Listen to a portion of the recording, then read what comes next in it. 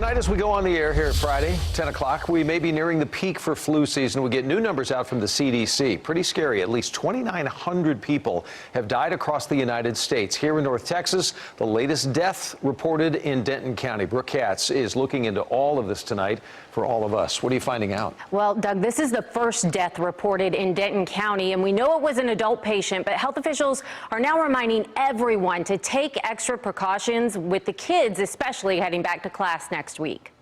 Flu season hitting hard, and as winter break winds down, parents now prepping the kids for their return to the classroom. They have little hand sanitizers that they carry on their backpacks. But one other thing, just make sure they wash their hands all the time.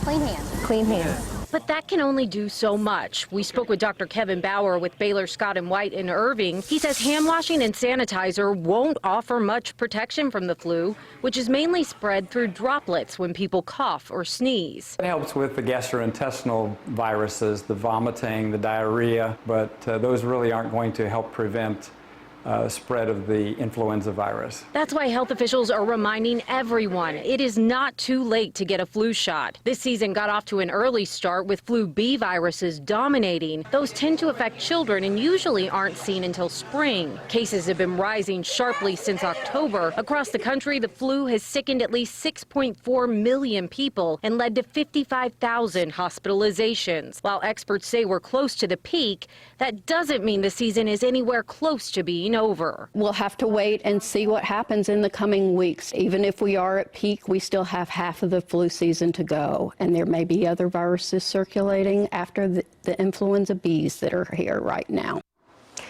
So far this season, we have seen 8 pediatric deaths throughout the state of Texas, 2 in Tarrant County, none in Collin or Dallas counties. And Doug, so far this season, flu activity has passed the peak that we saw in 2014, 2015, and it's climbing towards that peak of the particularly deadly season that we saw in 2017 to 2018. Yeah, not so long ago. Brooke, thank you for the update tonight. We appreciate it.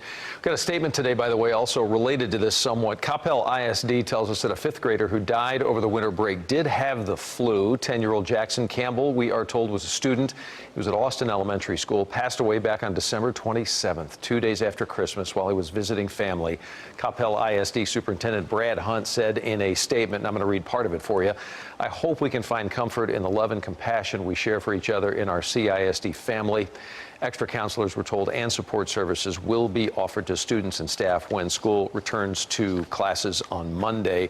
Though Jackson did have the flu, we are told the medical examiner has not yet ruled on an official cause of death.